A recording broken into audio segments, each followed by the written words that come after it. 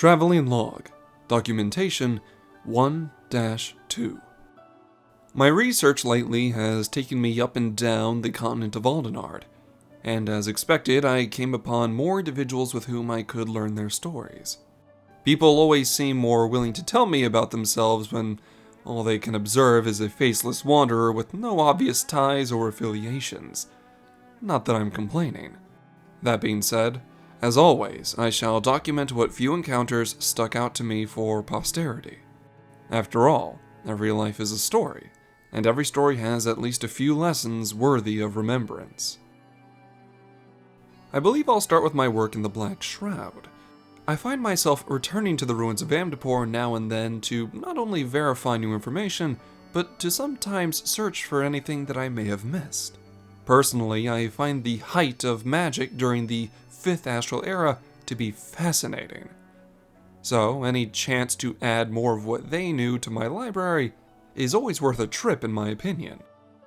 However, this time I ran into someone who was surprisingly friendly. He was a Keeper of the Moon named Konato Nelhanan. Most people who approach me do so because they want to know something, but Konato didn't know who I was. Instead, he gained my attention to warn me about local bandit activity if I planned on wandering into the Lost City once again. It was a very astute observation of him to deduce my reason for being here just by my attire and research equipment. And he even offered to be my guide and bodyguard. For a price, of course. While people never see it, encounters like this always make me smile. I may travel often and have grown accustomed to dealing with brigands and monsters all by myself, but I find it hard to say no to company when it's offered. I accepted his terms, and we soon set out for the ruins of Amdapor. I may or may not have bored him with unique details about these ruins and what to watch out for, but eventually I got him to open up and tell me about himself. I wasn't surprised to hear that he had left his clan in search of his own livelihood. His name made it clear that he was a second son. Makote nomenclature is consistent, if nothing else. Certain keeper clans can be more strict than others when it comes to dealing with their men, but apparently living under the shadow of an already accomplished older brother made a strict living state into one that was entirely unbearable. As such, I can't blame him for wanting to walk away in search of his own path. However, within him I saw a sort of kindred spirit of sorts, someone who wasn't afraid to travel the land and experience all it had to offer on his own terms. So I made sure to tell Konato of all the most wonderful, terrifying, and bizarre places I've traveled. I encouraged him, telling him where he might find things that he'd never seen even in his wildest dreams. In exchange for this knowledge, all I asked is that one day he bring me the tale of his adventure back to me. I have faith that he's doing well for himself. If nothing else, his clan taught him how to take care of himself, and he seems quite skilled with weapons like spears and bows. Who knows what other talents he might pick up later on. But I must say, I am looking forward to the day that we meet again. But not all stories I collect are in person, or nearly as hopeful. Despite everything that has happened recently, the country of Ishgard is still in a state of flux, and likely won't completely stabilize for quite some time. Many people have asked me, what will become of things like the Ishgardian Dragoons in the country's future? The simple answer is, I don't know. I could debate with hope that they may become the Dragon Riders of old one day, but I could also argue with spite that their practice was one born of treachery, and the order itself might collapse as a result. But the tale of one dragoon did reach my ears, one of an old Elysian named Lodric Drakengard. The last name sounds fabricated, but if I'm being frank, such practices aren't entirely uncommon within Ishgard's lower classes. For example, some people living within the Broom will take on distinct surnames to mark themselves as not belonging to any one family. As such, I assume Lodric is lowborn, But if he isn't, he's certainly trying to remove himself from something. Despite his origins, he was talented enough to rise through the ranks and become a Temple Knight, and was finally awarded the chance to receive Dragoon training. While it's rare for knights to complete this training, it's even more rare for a Dragoon to survive into their later ages. It sounds like he upheld his duties quite well, and even won the attention of a woman he had met during his service. Both of them had been in the service of the Temple Knights, and eventually, their mutual affection blossomed into love. It's times like this I wish I could say they lived happily ever after, but sadly, there is more. Later on in his career, a dragon he had been battling escaped his wrath but for a moment, resulting in not only the harm of many innocent people, but the end of the woman he had made his wife, and the death of their unborn child as well. I've seen lesser tragedies break some people, so I can only imagine what he felt that day. With hatred in his heart, he apparently continued his duties, but that was many years ago. Apparently, Lodric is quite old now, but his skill and experience haven't let his age slow him down. With everything that has happened to Ishgard as of late, I'd be curious to hear his thoughts, and know what he plans on doing next. There are still dragons that wish harm upon the common folk. Mayhaps he'll remain a vanguard against such threats. Or maybe he'll teach the next generation the ways of the Dragoon, creating a new breed of knight. I can't say for certain, this is his story after all, but there is one thing I'm sure of. I would not cause him trouble without a good reason. After all, it's as the saying goes, beware the old man in a profession where men die young. The next individual I brushed shoulders with was a fellow researcher, if it can be believed. Her name was Jalakai Dominique, if I remember correctly. However, I heard her acquaintances calling her Jali, so I might do the same. With such a name, one can easily trace her Zala heritage back to Othard. Though I will admit, her immediate connection to the heritage of Othard is what got my attention originally.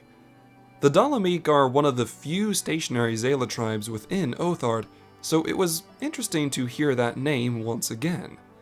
It would appear that at a very young age, her mother took her and suddenly left the tribe and Othard altogether. Why did her mother flee? I can't say with certainty, but they did end up traveling very, very far. She and her mother both would be found by a Sharlayan who was moved by their story and took them back to Old Sharlayan as a guardian. After gaining asylum in this country built upon higher learning, she actually proved to be quite the adept arcanist. Eventually, she completed curriculums within both etherology and wildlife studies respectively. It would appear that despite being born to a river-nested tribe, she took to academia like a fish to water. It really does take all different sorts, doesn't it? While I can't say that she and I are formally acquainted, I have seen her and her friends on rare occasion. Apparently, they've begun working with a new investigation branch called the Eorzean Research Alliance, or Terra for short. This is good. I believe that the world needs more curious minds, and groups like this would foster that most likely. From what I hear, Jalakai and her friends have quite a few accomplishments under their belt now. She, alongside her allies, Caitlin, Nazil, and someone called Masker, have done things from traveling to distant lands to slaying Voidsent and even performing their own research. However, since I've quite a few stories of adventuring parties falling apart or being slain on their journeys, it's nice to record the tale of some who are actually doing quite well for themselves. I'll be curious to learn about what they uncover together in their travels. Well, that is, of course, if I don't get there before them.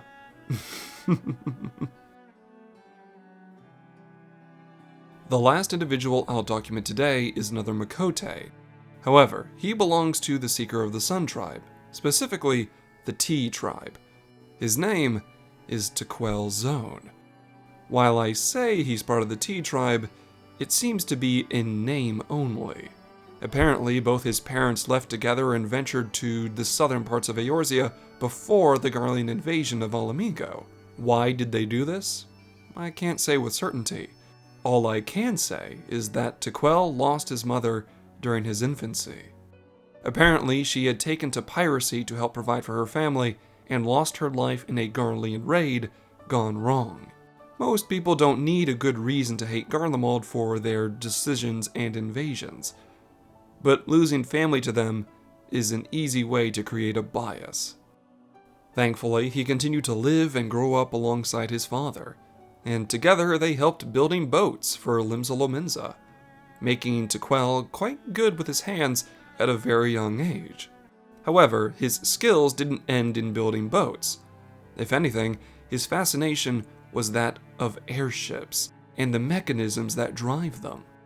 Apparently, he was quite the tinkerer growing up, which brings me to the reason for this documentation.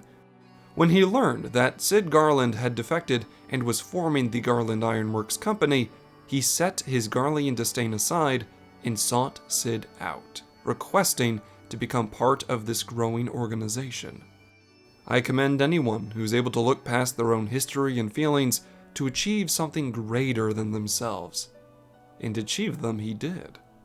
He assisted the company with many engineering projects, and even after the Battle of Cartano, he was one of the first ones to help Cid with getting their old projects back online. Even though his father passed away from natural causes after the calamity, Tequel continued to work alongside Garland Ironworks. That being said, apparently our talented engineer had moved on from his work with the Ironworks Company, but not out of displeasure. It seems he decided to travel and help the world in ways that he couldn't while behind a desk or stuck in a lab. It was during this shift from being a modest engineer to an outright adventurer that he met a Keeper of the Moon named Sildrea Viver. Last I heard, they've become quite romantic, and as such, I wish them all the wellness in the world. But if I'm being frank, with such a successful resume at his back, I'll be curious to hear what else Tequel accomplishes in life. Time will tell, but I'm certain his parents would be proud either way. But that will have to be enough for this session. I'm only one person, so I know that I won't be able to record everyone I meet or everything I find, but taking moments like this to document what I can does feel good. However, it looks like the void tear I've been observing is finally acting up. Time for me to do as the Hound Dalamud would, and deter anything that would trespass upon our world. Hello my friends, and thank you for making it to the review session of this video.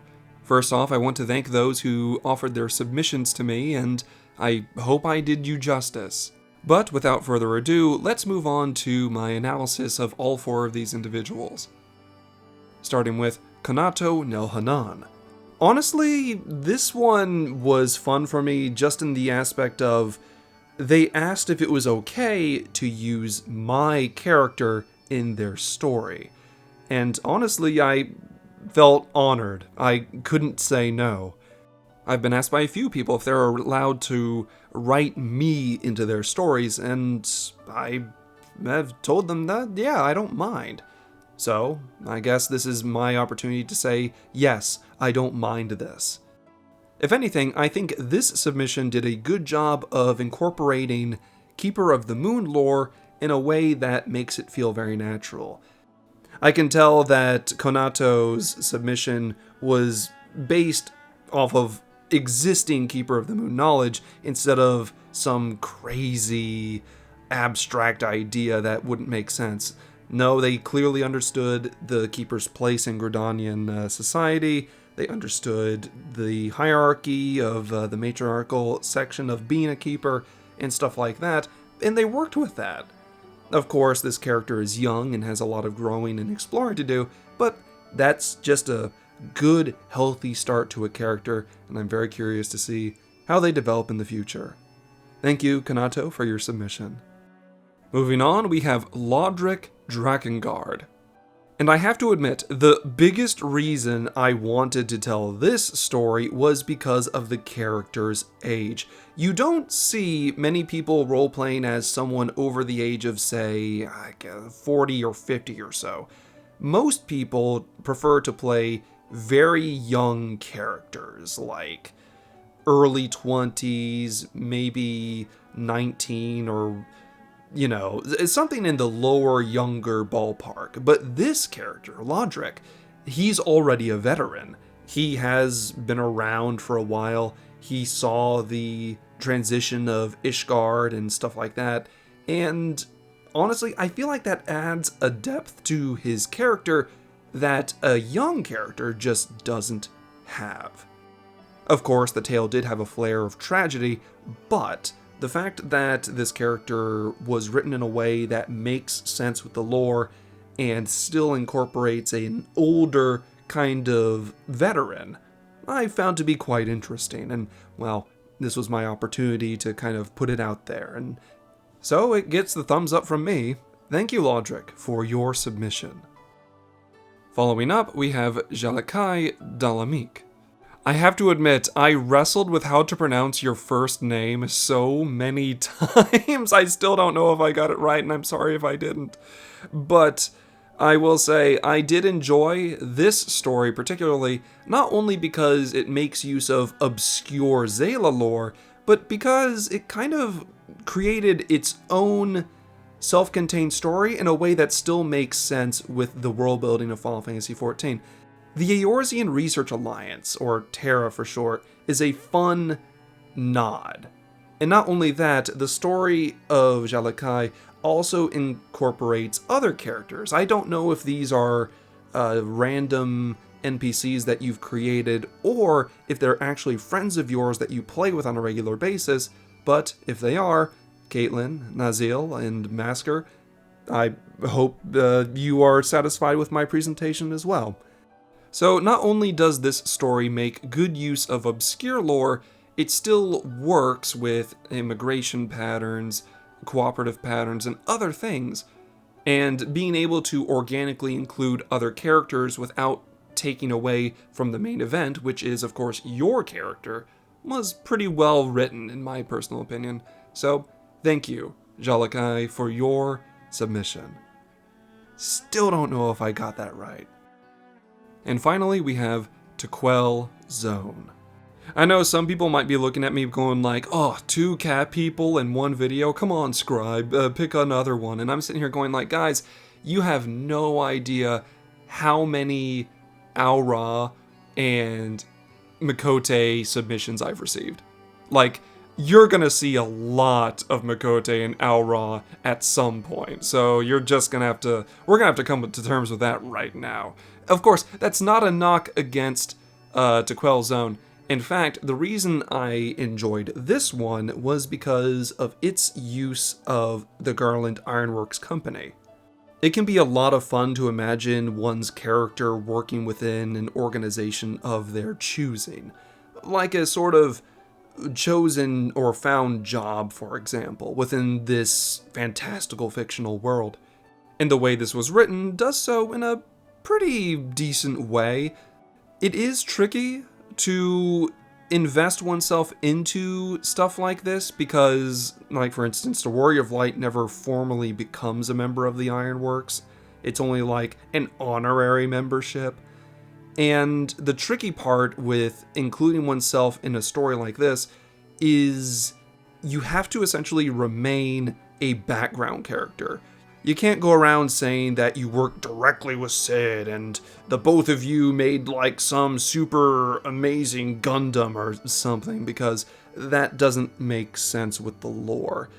Because now you're self-inserting into events that technically you were never a part of.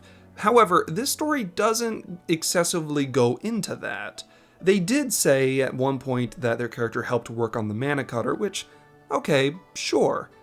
But it more or less ended there, and they weren't trying to take responsibility for various Ironwork achievements, which is the smart move.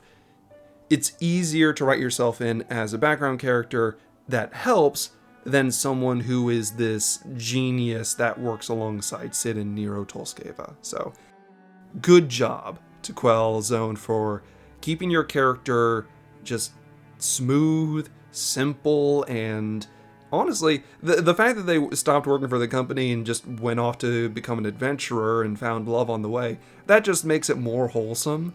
So that was my reason for including this submission, and thank you to Quellzone for submitting your story to me for reading and review. I hope I did you justice.